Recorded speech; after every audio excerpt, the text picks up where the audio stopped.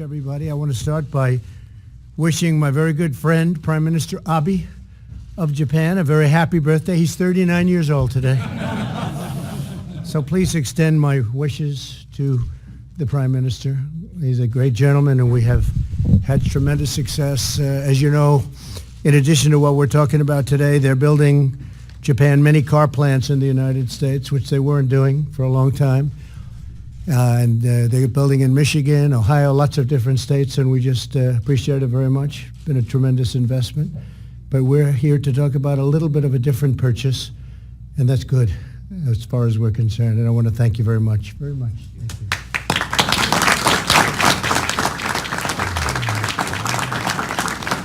So we're gathered here today at the White House this afternoon to discuss a very strong and groundbreaking achievement for the United States and Japan, the signing of the new U.S.-Japan trade agreement and the U.S.-Japan digital trade agreement. Digital is becoming a very big factor in the world. These two deals represent a tremendous victory for both of our nations. They will create countless jobs, expand investment and commerce, reduce our trade deficit very substantially, promote fairness and reciprocity, and unlock the vast opportunities for growth. In the United States, these deals are a game changer for our farmers and our ranchers. We love our farmers and we love our ranchers. We've been working very hard on this, providing them with significantly enhanced access to a critical foreign market. In a moment, I'll be really honoring a lot of the folks in the room that are here with us from farm country, ranch country, and we're going to be witnessing a historic signing by Ambassador Robert Lighthizer, an ambassador from Japan, a long trip, but you just got here, Sugiyama of Japan, and we're grateful to both of you for the outstanding job you've done and all of the people that were involved with both of you, your staffs and your representatives. Thank you both very much. Bob, thank you very much. It's a lot of work.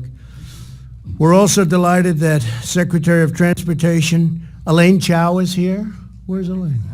Where is Elaine? Hi, Elaine. She's busy, doing a fantastic job. Thank you very much, honey. Deputy Secretary of Agriculture Stephen Chensky is here. Where's Stephen? Right, Stephen? Hi, Stephen. Great job. Thank you very much. Spoke to Sonny last night. We're doing well. A very great gentleman, a very popular man, too, in the world, and especially his wonderful state, Steve Daines. Steve, I saw you back there. Hi, Steve.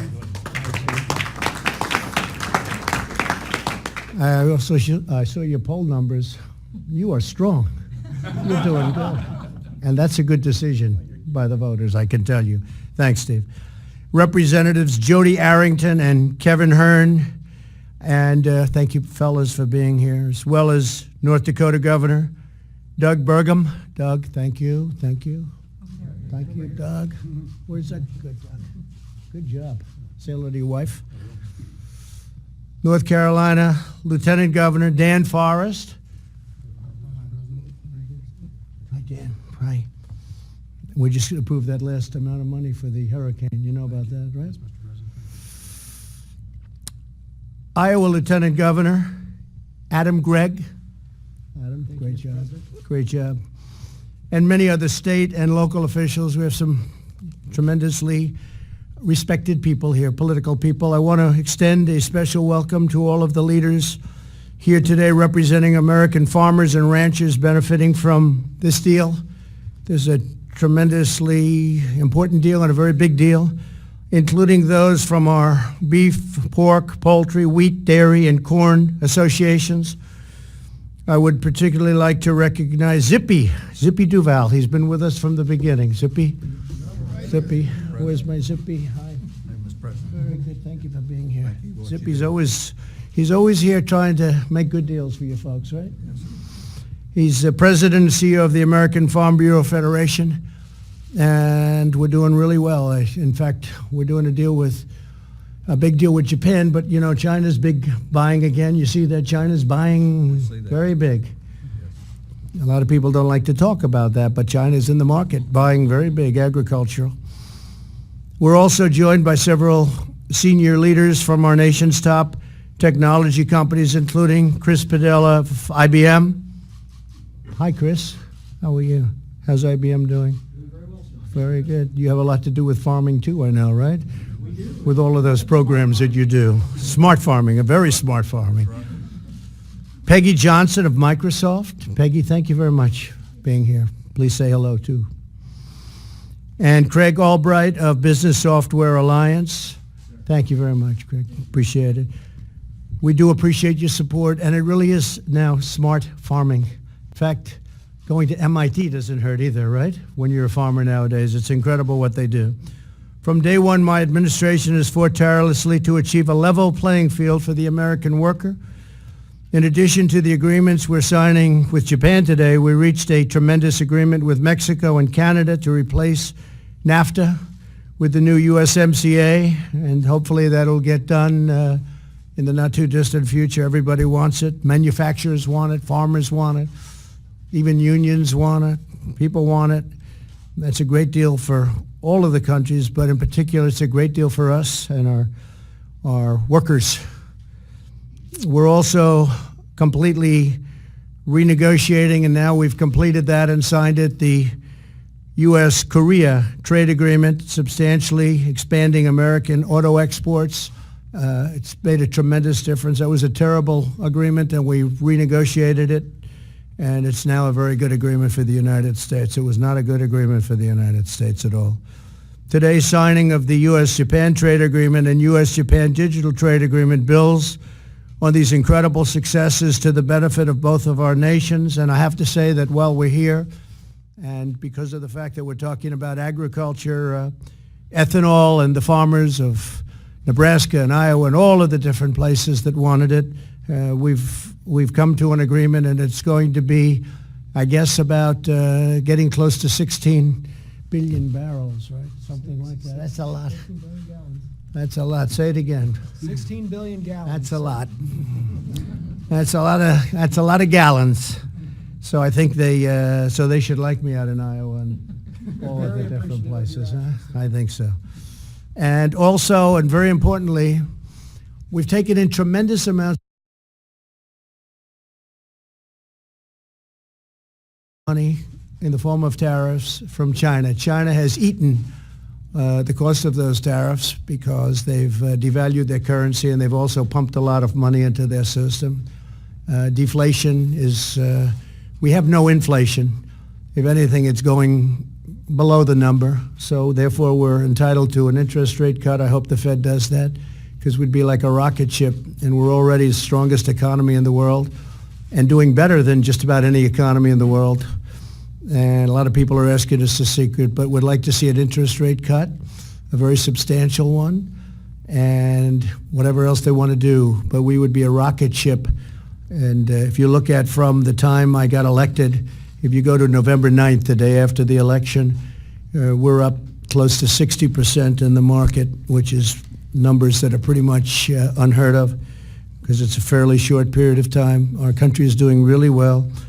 But we are taking care of our farmers out of the billions and billions of dollars that we've gotten. You know about that, Zippy, right? So we're giving $12 billion from the year before, $12 billion, and that's compliments of China. Thank you very much. And $16 billion this last year, and then we'll see what happens next year. Maybe by that time it's straightened out. But the farmers and ranchers were targeted, to put it mildly, by China. And it's nice that they're coming back. And by the way, China is also coming here on, their representatives are coming on Thursday and Friday, Bob, I believe. And so you'll start some negotiations. And the relationship's very good. As to whether or not we make a deal, I don't know, but there's certainly a good possibility. But the relationship is a very good one. But we've taken in billions of dollars, and of those many, many more billions, we're giving $16 billion to our farmers, because I asked Sonny Perdue, I said, Sonny, what was the amount of money that last year that the farmers were hurt? He said, sir, let me get back to you. He got back to me. The number was $16 billion. I said, that's okay. We're going to take $16 billion out of the tariffs, and we're going to give it to the American farmer. And I think they appreciated that. It never gets reported by the fake news, as I say, but never gets reported. Never. I don't know why. They don't want to do it. And then, Zippy, as you know, we took $12 billion from the year before, And it also came from large amounts of tariffs. And people were actually saying, I read a report today, I believe in the Washington Times, where they talked about the tremendous amount of money that has actually come in from tariffs. And it's been a number that we've never even seen before in this country. We've had a tremendous amount of money coming in, and some of the Republican senators, and it's not a bad idea, said, why don't we give it, because we have a lot of money left over after taking care of our farmers. And what we're doing is we're bringing it right up to the level that the farmers were targeted by. So in theory, that should be in its own way a level playing field. The amazing thing about the farmer, and I've been with so many, they don't even want that, right? That's right. They just want a level playing field. They don't even want $16 billion. I think almost anybody else, Larry Kudlow, wants $16 billion. The farmer doesn't want it. They want a level playing field. They want to play the game the way it should be played. And I think we're probably pretty close to doing that too. But in the meantime, no other president would get $16 billion and $12 billion for the American farmer and rancher. That I can tell you. So Thank you. maybe it was your great work. I don't know. Right? Your work, Mr. President. It was all of us, everybody standing up here, frankly. Under the terms of the agreement today, Japan is committed to dramatically increase market access to American food and agricultural exports. It's a very dramatic number. It's one of the larger trade deals ever signed. As a result, 126 million Japanese consumers will have greater access to high-quality American almonds, blueberries, corn, wine, poultry, and egg products, beef, pork, wheat, and so much more. Anything else you folks can think of? Do you want to shout it out? Anything, Steve? Anybody? No? Beef. Beef. Did I not say that? Ethanol. That's an interest. Let me think about that one. Once this agreement enters into force, Japanese tariffs will be completely eliminated so that Japan will not be charging us as they have for many, many years. And we appreciate, and substantially reduced over 90% of the United States agricultural exports. That's a big thing because we're getting charged a lot of tariffs, and it's okay for us to charge, but we can't have other countries charge. Our farmers, ranchers, and growers will now be able to compete fairly in Japan against major competitors worldwide. In addition to these agricultural agreements, the extraordinary digital agreement that we're signing, so that digital agreement is a very big deal in its own right. We're signing today sets standards on the $40 billion in digital trade between the United States and Japan, and we just won a big, talking about digital and talking about the internet, but we just won the big case, as you know, you people would really know, right? But that was a big case that we won on net neutrality. Just won it, and it's going to be see. Maybe they won't even appeal it because it's a very hard case to appeal, but it was a tremendous victory in terms of speed and in terms of investment on the internet. This deal is remarkable in that it will ensure that Americans have a level playing field in trading cutting-edge products and service such as videos, music, ebooks, and software. These comprehensive provisions meet the gold standard of digital trade rules that was set in the landmark USMCA. And again, we hope that's going to get voted on. We hope that Nancy Pelosi gets it voted on because everyone wants it, and she'll have to make her own decision. Let her make her own decision. But I can tell you the American public is tired of do nothing. And we are doing a lot, and the Democrats are doing nothing. Thriving commerce between the United States and Japan is essential to advancing opportunity and prosperity for our people. The United States and Japan are the world's largest and third largest economies. Together, our nations comprise nearly 1/3 of the entire globe's GDP. Japan is America's third largest agricultural export market, and this makes it even bigger, and America is Japan's top foreign investor, and that's what I was talking about, all of the plants that are going up all over the country. I said to Prime Minister Abe, please, we need auto plants, and I said that right at the beginning when I first met with him, and immediately liked him a lot, and they really produced, they're doing a lot of plants, not just auto, many plants and factories are being built in the United States by Japan and Japanese companies. These agreements will ensure that our economic partnership flourishes brighter than ever before. I think we're probably at a stage with Japan where I don't think our relationship has ever been stronger or better than it is right now. In the months ahead, our teams will continue negotiations on remaining areas of interest to achieve a final and very comprehensive agreement. We're working on that right now. There's some big things that we're working on. And I'd like now to invite Ambassador Robert Lighthizer to provide further details on these historic deals. And I want to thank you very much. I want to thank everybody in the room for being here. And thank you very much to the media for being here too. Thank you. Please, Robert.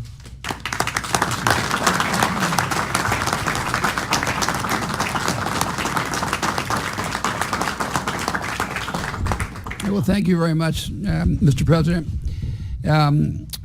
Thank you for helping us get this agreement across the finish line, but more importantly, thank you for reorienting trade policy in the United States in the direction of Americans, workers, farmers, and ranchers. For too long, we have lost our way, quite frankly, and during the last almost 3 years, you've brought us back, and I'm very grateful for that, and I'm grateful to have been a part of it. I want to thank, if I can, a few people on my team. We had a huge group involved. Jeff Garish and Greg Dowd, two of my deputies, Michael Beeman, Sharon Bomer-Laritzin, and then there are lots of other people who gets a lot of credit for doing this. Let me just quickly make the point that the President has already made. This is a very big trade deal. This is about $55 billion worth of trade. With this, we'll have more than 95% of the GDP that would have been in TPP. So it's very important for farmers. It's also important for digital trade. Japan is the biggest market for the United States in beef, pork, wheat, and it's a substantial market in a variety of other things, including potatoes, which weren't mentioned, and a lot of the nuts and other products. It also affects wine and the like. So we think we'll have substantial additional sales as a result of this. So thank you again, Mr. President. It's a pleasure. It's an honor for me to be the person who gets to sign this. I would like now to turn it over to the podium over to Ambassador Sugiyama, who is not only the ambassador from Japan to the United States, but also was very active in actually getting this deal across the finish line. So thank you very much.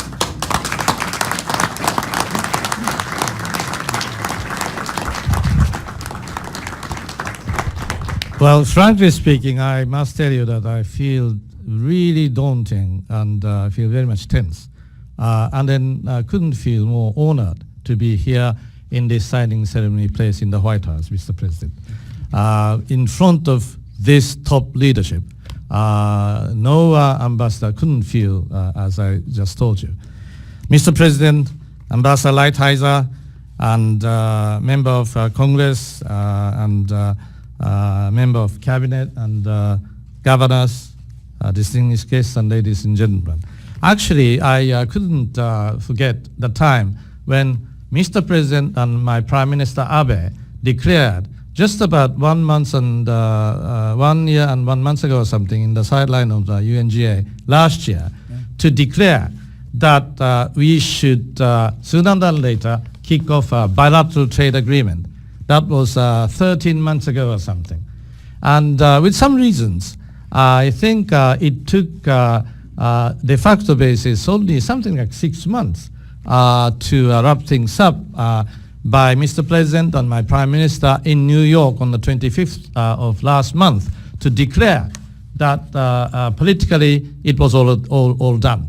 It was only remaining, legal scrabble, technical sort of things. And then my people and Bob Lighthizer's people and your people and everybody spend 24 hours a day and night to finalize everything so that we are able to have today for the formal signing ceremony day to sign up the bilateral trade agreement, as well as Mr. President rightly mentioned, important thing is plus digital trade agreement, as well as other related attached document and something. Actually, I had to sign 16 or 18 places prior to this with my very beautiful mountain pen. Actually, Mr. President was kind enough to give me a really, really memorable pen to sign with his really good signatures. So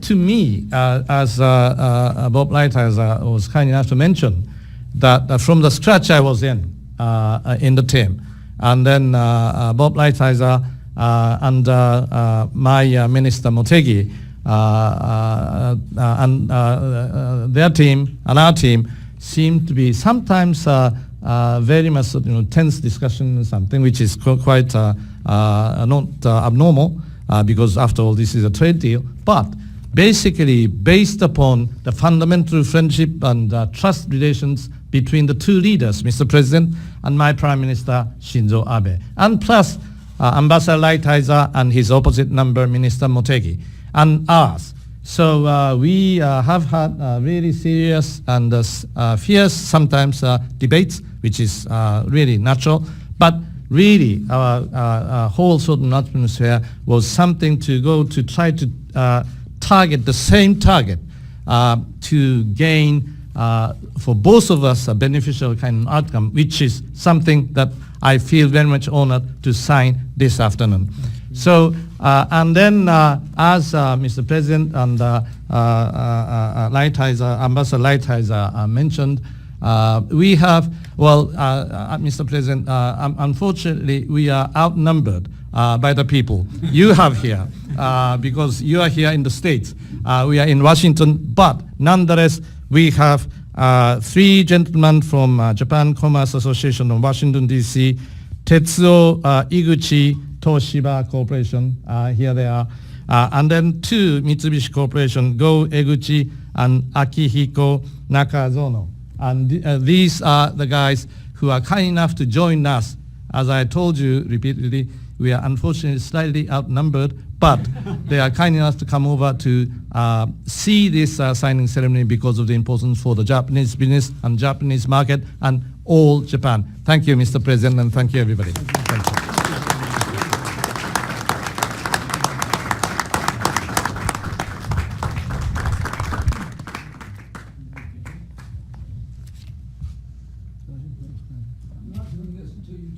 You go ahead. I do want to pay compliments. Look at these five gentlemen right there, right there. That's central casting. They are very tough negotiators. Tough negotiators. Good. Congratulations.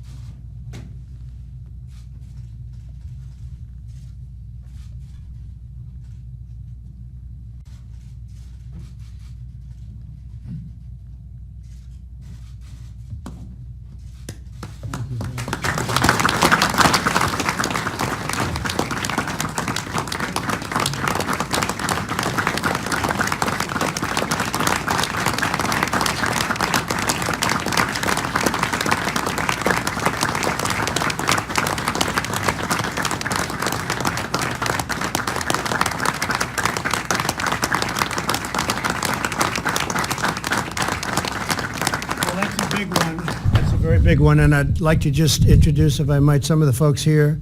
As you know, Ambassador Garish and Dowd have been introduced, and great job, fellas. But Bruce Kettler, Director of the Indiana State Department of Agriculture. Eddie Settle, Commissioner and Chairman of the Wilkes County, North Carolina. And that's a lot of territory. That's great stuff. Where are you? Good. Congratulations. Tony Kurtz, State Representative, Vice Chair of the Wisconsin Assembly Committee on Agriculture. Good job, Tony. Go back and say you did it. You're going to be, you can run for anything, right? Barbara Glenn, National Association of State Department of Agriculture. Barbara, congratulations. Ben Scholes, National Association of Wheat Growers. That's a big deal, Ben. The wheat. We're ready to sell wheat? They're ready to buy it, I'll tell you. They're going to buy a lot of wheat. Jennifer Houston, National Cattlemen's Beef Association. Wait, I thought that was you. I could tell with that. Kevin Ross, National Corn Growers Association. Congratulations. Fantastic job. Randy Mooney, National Milk Producers Federation. Back here, Mr. President. Great job. Good, Randy. David Herring, National Pork Producers Council. And David, You are a very big beneficiary to things that are going on, but the pork is off the charts, the numbers, aren't they? Huh? It's going good. This is wonderful news for our pork producers Yeah. in this country. Japan has been our number one value market for many years, and it's just great momentum, and it creates tremendous opportunity in rural America. And China's a big buyer right now, right? Pork's starting to move to China. Yep, I know. They're going to be a very big buyer. It's already happened. Cody Carson, thank you very much. Thank you. Cody Carson, National Sorghum Producers. Where's Cody? Great, good job. Good job. You happy about this one? You said the right thing. I got to be careful. No, with China and Japan in the market. Oh, I know that. Yeah, it's great. Different for the sorghum. This is going to be phenomenal. This Julie Anna Potts, North American Meat Institute. Thank you, Julie, very much. Darren Armstrong, U.S. Grains Council. Hi, Darren. Thank you very much. Yeah, it's great. Thank you very much. Hobie Bond, Virginia Poultry Federation. Hobie, thank you very much. Tom Nassif, Western Growers Association. Mr. President. Good, thank you, Tom. Covering fresh produce. You better believe it. Thank you. Congratulations. Say hello to everybody. Tom Stenzel, United Fresh Produce Association. Yes, sir. Thank you. Tom, thank you very much. Saw you back there. Vince Peterson, U.S. Wheat Associates. Vince? Sir, thank you very much. Thank you very much. Congratulations. It's going to be a lot of wheat. A lot of wheat going to Japan. And Fred Wacker, Montana Stock Growers Association. Right. Mr. President. Fantastic. Thank you Thank you so very very much. much. Fantastic job you've all done. And again, my friend, President, thank you. great job, Steve. Okay, so we've had a tremendous success. Likewise, we're having a lot of successes. We have tremendous success at the border. I want to thank Mexico for what they've been doing. You look at numbers, they're tumbling down. This is one on catch and release. Look at that. See that, fellas? Catch and, would you say that's pretty good? I'd say it's pretty good. I'd say it's pretty amazing, Steve. Even from your standpoint, Steve, fellas. That's some number, huh? Getting down to almost zero. Look. So it was not doing so good for a long time. Catch and release. We had no help from the do-nothing Democrats. So we did it with Mexico. We did it with Guatemala. We did it with some countries that really stepped, El Salvador, Honduras, and other countries that are signing safe third agreements, which nobody thought would be even possible. And the border is really doing well. And again, Mexico today has 27,000 soldiers. 27,000. I want to thank the president of Mexico because he's been great. But the border is really looking good. The wall is moving rapidly. Large sections are being built every day. More contracts are being given out. We're doing it in about 17 different sections because it's over 450 miles long, the area we have to close up, and could even hit 500 at some point. And we expect to have anywhere between 400 and 500 built, hopefully by the end of next year. It's going up very rapidly. It's a very powerful wall. It's got everything you can have. It was the Border Patrol just left, actually. We were going over some of the numbers, and we gave them every single element of the wall that they wanted. We had mountain climbers come in to climb. Do you believe this? We had different samples put up, and we had mountain climbers literally come in, which is the hardest one to climb. The steel panel on top makes it very difficult. It's called an anti-climb panel. I never thought I'd be doing this for a living. We built an anti-climb panel. Without the panel, they get across it easy. With the panel, it's not so easy. So anti-climb panel at the top. And the border's coming along well. The economy is doing great. We're doing, as I said before, we're the hottest economy in the world. We're the largest economy in the world. We're up $15 trillion at least since the election. 15 trillion. And China's down probably 22 or 24 trillion. So I think China might have caught us. If my opponent had gotten in by now, they would have caught us. And now it's going to be a long time before they catch us. If they ever catch us, I don't think anybody's going to catch us. If we're smart, nobody will catch us. So with that being said, if you have any questions on the trade deal, please, anything on the trade deal specifically? Yeah, please. Any predictions about China? Do you expect a whole new Well, they want to make a deal. They're down 3.5 million jobs since we started doing what we do. And their supply chain is really cracked and broken, and they want to make a deal. Now, they're coming to see us on Thursday and Friday. We think there's a chance that we could do something very substantial, Bob. I think you think that. We'll see what happens. But in the meantime, we're taking in billions and billions of dollars of tariffs every month. And we've never had this. We never took in 10 cents from China. Now we're taking in billions of dollars and tens of billions a year. And on October 15th, as you know, it goes up to 35. It goes to 35. It's going to raise fairly substantially. We could always do it a lot more, but we've decided not to. So that's the story. And I think that they are coming to make a deal. We'll see whether or not a deal can be made, but it's got to be a fair deal. Look, we've lost $500 billion a year for many, many years on average.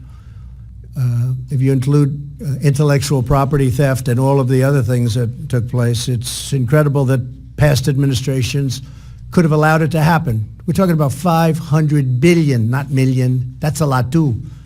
$500 billion a year for many years taken out of our country. We rebuilt China. They did a great job, and I don't blame them. I told President Xi, I don't blame you one bit. I blame the people that ran this country to allow that to happen, and they understand that. But we don't let that happen anymore. So we'll see what happens. We're going to have a very important meeting, and they have their top people coming in, and I have my top people doing the job. And if I don't think they're doing a good job, I'll fire them, and I'll go over and take their place. Okay? Yeah, please. Are the Hong Kong protests linked, in your view, to the China trade negotiations in any way? Well, we'd like to see a very humane solution to that. I hope that's going to happen. And, you know, Hong Kong is very important as a world hub, not just for China, but for the world. And you have great people over there. I see they're flying the American flags. They even have signs, make China great again, make Hong Kong great again. I'm saying, get those signs. But they have, you know, tremendous signage and they have a tremendous spirit for our country. A lot of American flags, a lot of Trump signs. I'd just like to see a humane deal be worked out. And I think President Xi has the ability to do it. I've sort of said that I think if he met, he's a very convincing man, and I think if he met with some of the leaders, that could be one problem. You don't seem to have a specific leader of the group, but I really think they can do something. We just want to see a humane solution. Did you tell Xi Jinping in any way that you would be quiet about the Hong Kong protests during the course of these negotiations? No, I didn't, but I do say that we are negotiating. If anything happened bad, I think that would be a very bad thing for the negotiation. I think politically it would be very tough, maybe for us and maybe for some others and maybe for him. But no, I think that they have to do that in a peaceful manner. It's, now I will say the first time I saw it, if you look a number of months ago, I saw 2 million people. I've never seen anything like it. We talk about crowd size. That was serious crowd size, right? The crowd size is much smaller now, so maybe that's saying something. But hopefully they can work out something that's amicable. Yes, sir. Mr. President, would you accept a partial trade deal with China? There's been talk today about whether or not it could be headed in that direction. Well, it's a very good question. I think it's not what we prefer at all. They are starting to buy a lot of our agricultural products. You see that? They're coming in very strong, on pork also, very, very strong, and in particular, but on other products so I don't know if you call that a partial. We don't have an agreement. My inclination is to get a big deal. We've come this far. We're doing well. Again, the fact that they've done what they've done with their currency, the devaluation, it really has not increased prices. Now we're talking China. It doesn't mean that in all cases that happens. Other countries' prices increase, but in the case of China, that hasn't happened. And they put a lot of money into their goods. They want to keep their people working. I understand that very well. But I think that we just have to see what happens. I would much prefer a big deal, and I think that's what we're shooting for. Can something happen? I guess maybe. Who knows? But I think it's probably unlikely. Okay? Mr. President, on Syria, on withdrawing forces Yeah. in Syria, why are you siding with an authoritarian leader and not our current Well, I'm not siding with anybody. We've been in Syria for many years. You know, Syria was supposed to be a short-term hit, just a very short-term hit, and we were supposed to be in and out. That was many, many years ago, and we only have 50 people in that area. That's a small sector, and I don't want those 50 people hurt or killed or anything. I don't want anything bad to happen to our people, and I told that to President Erdogan. I said, don't hurt any of our people get hurt, big trouble. Now, a couple of things. I think there's a lot of pressure on Turkey. They've been fighting with the PKK for many years. They're natural enemies. Have you read today a couple of reports saying that when President Obama started this whole thing, as you know, it was started by President Obama, he created a natural war with Turkey and their longtime enemy, PKK, and they're still there, and they're still hating each other beyond anybody's belief. But I have told Turkey that if they do anything outside of what we would think is humane, to use the word a second time, we talk about Hong Kong, we talk about this, they could suffer the wrath of an extremely decimated economy. And I've done it once. I did it with Pastor Brunson. You remember the Pastor Brunson? And they wouldn't give Pastor Brunson back, and they ended up giving Pastor Brunson back pretty quickly. Their currency fell at record levels, and lots of other things happened. And it was good. I have a very good relationship with President Erdogan. I want to see it happen. I will tell you this, though. We defeated ISIS. And when we were at 96 and 95 and 97%, I sort of said, let the other countries in the area finish it off.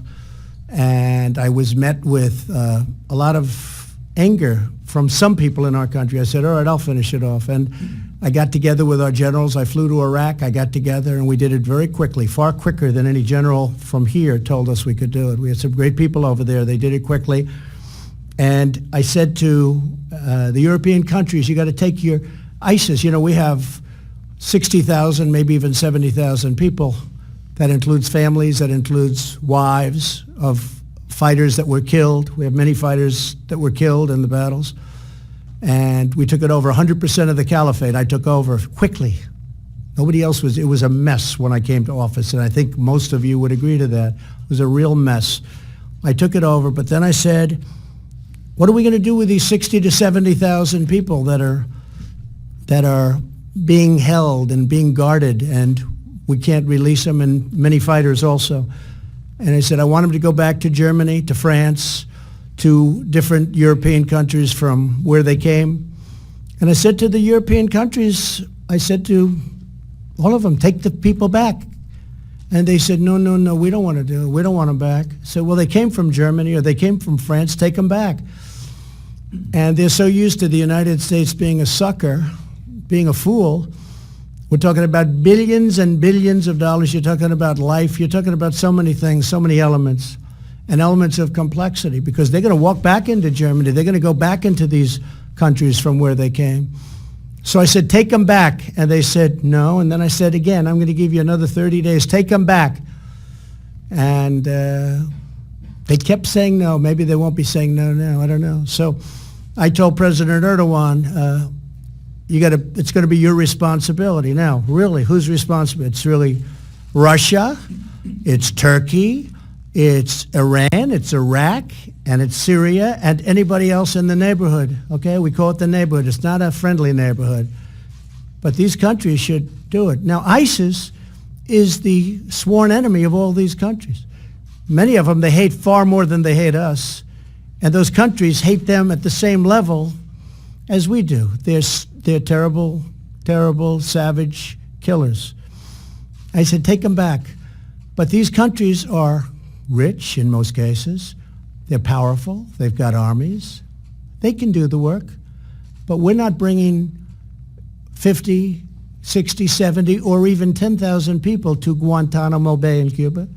We're not going to be paying them for the next 50 years or paying to take care of them for the next 50 years. So we told Europe, we did a great service to the world, and we did a great service to Europe in particular, where so many of these fighters came from. We said take them back, and unfortunately, like NATO, they take advantage. NATO, as you know, I got The Secretary General, Stolheim, said, and I think very loudly, Secretary General of NATO said that because of what I did, they have paid over $100 billion more money toward NATO defense. But that's still not enough, okay? It's still not enough, not fair, because the United States pays far too much relative, and obviously NATO affects them more. But like NATO, like trade with the European Union, which is a very tough group to trade with, very, very tough group, almost as tough as Japan, not quite. But they're a very tough group to trade with. They take advantage. And I said, look, you take them back. We're not going to do this. We're not going to put them in Guantanamo Bay and put them all over our prisons. So right now we're at a position where if Turkey does anything out of what they should be doing, we will hit them so hard on the economy. But when you talk about soldiers, we only had 50 soldiers in the area. I think the area it's a very small area, and very small area, but we only had 50 soldiers there. I don't want them to be in a bad or compromising position. And I will tell you this, everybody respects our country again. If we want to go in, if we have to go back for any reason, because bad things happen, but we're 7,000 miles away. These ISIS people, whatever you want to call them, these people are right there. They're right there. They're touching many of these countries that I just named. Iran, as an example, hates ISIS, and ISIS hates Iran. Iraq, you know all about that. Turkey, Syria, let them take care of it. Let them take care of it. We want to bring our troops back home. It's been many, many years. It's been decades in many cases. We want to bring our troops back home. And I got elected on that. If you go back and look at our speeches, I would say we want to bring our troops back home from these endless wars. And we're like a police force over there. We're policing. We're not fighting, we're policing. We're not a police force. We're the greatest military force ever assembled because of what I've done over the last 3 years with $2.5 trillion, Mr. Ambassador, we've spent on our military. $2.5 trillion. But we're not going to be there longer. And we're going to be watching Turkey, and we hope that them and all of the other countries, or some of the other countries, including the European Union, goes in and does whatever they're supposed to do with these captured ISIS fighters and families. Okay? A number of Republicans, including Nikki Haley and Lindsey Graham and Mitch McConnell, were very critical of this decision today. Mitch McConnell put out a statement saying he wished he would exercise leadership and reconsider, and suggested not doing so would be reminiscent of what the Obama administration would do. Would you respond to them, sir? And also, Yeah. did you Sure. consult with the Joint Chiefs of Staff when you made the decision? Sure. I consulted with everybody. I always consult with everybody. If you remember, about 8 months ago, I talked about doing this, and we kept 2,000 people there and then slowly brought them out. But once we captured ISIS, I don't want to stay there for the next 40 years. Not going to do anything. The end game is going to be the same. I have great respect for all of the people that you named. They have their opinion, and a lot of people do. And I could also name many more than you just named of people that totally are supportive. You see the names coming out. People are extremely thrilled because they say it's time to bring our people back home. We're not a police force. They're policing the area. We're not a police force. The UK was very thrilled at this decision. As you know, they're over there. They have soldiers over there also, and others. But many people agree with it very strongly, and I understand both sides of it. I fully understand both sides of it. But I campaigned on the fact that I was going to bring our soldiers home and bring them home as rapidly as possible. We, all together, we defeated and took over 100% of the ISIS caliphate. Everybody said that was going to be an impossible thing to do. I did it, and I did it quickly because we have a great military now.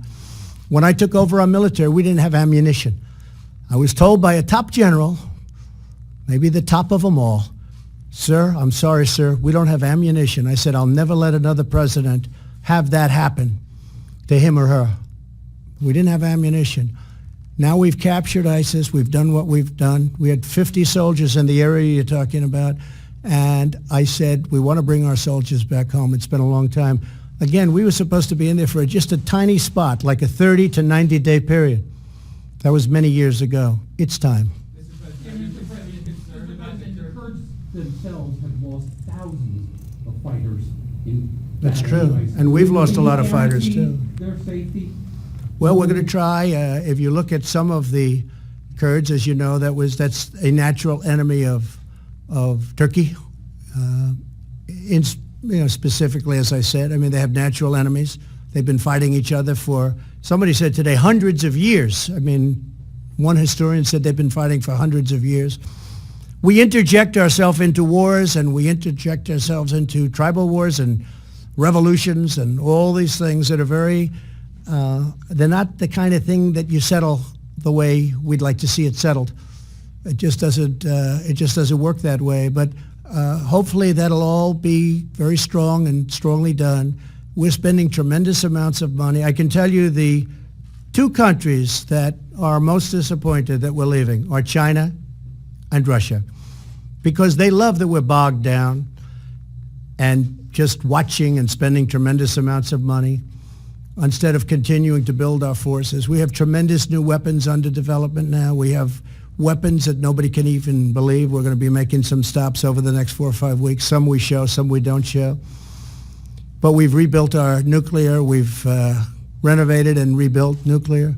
We're building submarines, the likes of which they've never been even thought of before. The genius of them, hopefully, and hope to God we never have to use them. But we are doing what we have to do. But we've been there for many years, many years beyond what we were supposed to be. Not fighting, just there. And it's time to come back home. But I can understand the other side of it. But if you go by the other side, that means we should never, ever come home. We should never, ever come home.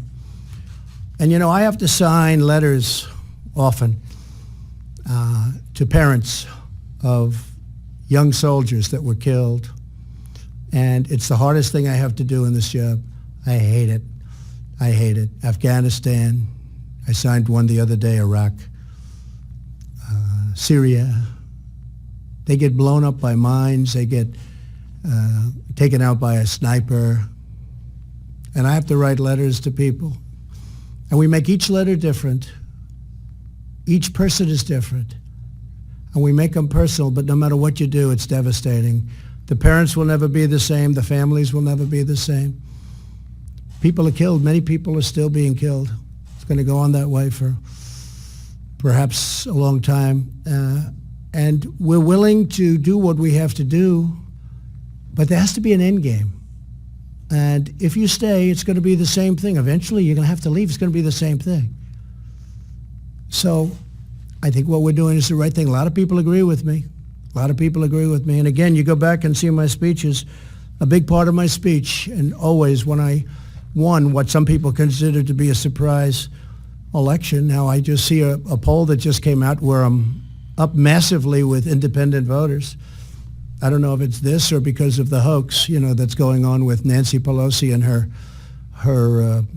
friend Adam Schiff. He's another beauty. He got caught lying all over the place. He doesn't know what to do. He's a mess. Right now he's a mess, and everybody knows it. Just all you have to do is a little good reporting. You'll see he's a total mess because he got caught.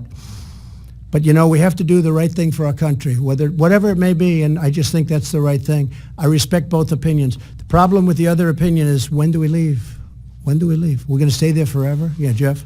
President, the White House counsel's office is preparing a letter Yeah. to Speaker Pelosi about the impeachment inquiry. What do you hope to achieve with that? Well, first of all, the impeachment inquiry is a scam. The conversation that I had with the Ukrainian president, Zelensky, was a very good it was a very cordial, very good conversation. The mistake they made, the opponents, the opposition, the Democrats, the radical left, deep state, whatever you want to call them, they came out with a whistleblower report before they saw the conversation. Had they waited one day, Nancy Pelosi wouldn't have made a fool out of herself, and she would have been able to say what I said, because when she saw it, she said, this is not what the whistleblower said. I had a very, very congenial, nice conversation with a man that I like, and he ran on corruption. Because, as you know, Ukraine is known as a very corrupt country, one of the most in the world, shockingly, because I know Ukrainian people. It's surprising to me, but it's known as one of the most corrupt countries. And under the past leadership, it was having a lot of difficulty. This gentleman, the current president, the new president, ran on the basis of anti-corruption, as you know. I think it was his single biggest thing. And we had a great conversation, but it wasn't reported that way. The only reason I would have released a letter, because I think it's terrible to have to release a letter that you have with the leader of a country. I think that's a terrible precedent. But the whistleblower report, or whatever the news was so off. It was so horrible. I said, I never said that. I said, let me see it. We have a stenographer report. We have a very, very word-for-word report of what I said. I released it. And almost everybody that read it said it's either perfect or really very good. But it's a very normal, nice conversation. And when you see that the president of Ukraine, President Zelensky, said, there was no pressure put on me whatsoever. His spokesman came out 2 days ago, said there was absolutely no pressure put on the president. I didn't tell him to say that. There was no pressure put on. All you have to do is read the report. The problem is I released it a day after they had already made their big statements. And again, it's a big scam. And I think Adam Schiff should be investigated for what he did. He took to the great chamber, Congress, and he made a speech. And his speech was a fraud. Everything he said was a fraud. He went out as though I wrote it. He defrauded the American people. He defrauded Congress. He defrauded himself and his family. He made a speech with a horrible speech. I said, what's going on here? I think he's having some kind of a breakdown, because he got up and made a speech that bore no relationship to what the conversation was. And I'll tell you, a lot of people heard that speech, and a lot of people thought that's what I said because they heard his speech, because they're not going to read a 3 or 4 page conversation. They don't have access to it. But I thought it was I thought it was a terrible thing, where he's going up, speaking as the President of the United States, saying things that I never said. And the meaning was horrible, and the whole thought was horrible. And then the whistleblower, he did, through his committee, through himself, he met with a whistleblower. They never said that. They never talked about it. And Nancy Pelosi knew all of this stuff. I mean, she's as guilty as he is, because she knew all that. She knew everything about it, and she didn't do anything about it. And I'll tell you what, they should really be looked at very strongly, because what they did is unthinkable. What they did to this country is unthinkable. And it's lucky that I'm the president, because I guess, I don't know what, a lot of people said very few people could handle it. I sort of thrive on it. You know why? Because it's so important that we get to the bottom. We went through the whole Mueller scam, 2.5 years. We went through that, and I had 3-4 days where it was like over. And then I'm walking into the United Nations, and they released it as I'm walking in, Mr. Ambassador. I'm walking in. I'm going to meet with, I won't name, but one of the top leaders of the world. And I see up on the screen, and people start screaming about this scam called impeachment. You can't impeach a president for doing a great job. You can't impeach a president for having the lowest and best unemployment numbers that we've had in 51 years. You can't impeach a president for tax cuts and regulation cuts and creating, and even the ambassador would say, the strongest economy in the world. We have the strongest economy in the world. This is a scam.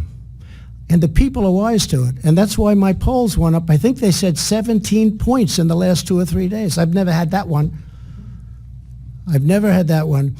So I think it's very sad for our country. I think it makes it harder to do my job. But I do my job, and I do it better than anybody's done it for the first 2.5 years based on results. I mean, you look at not only the unemployment numbers, look at the employment numbers, Jeff. We're up to almost 160 million people are working. And now today we signed the deal with Japan, which is such an honor. And you have a great country, a great, great country. And to have you partake in our agricultural product and digital is a real honor for me. So thank you very much for coming all this distance and to be here. And I look forward to seeing you for many years to come. Please, again, wish Prime Minister Abe a happy birthday. He's a very special man. Thank you. Thank you very much.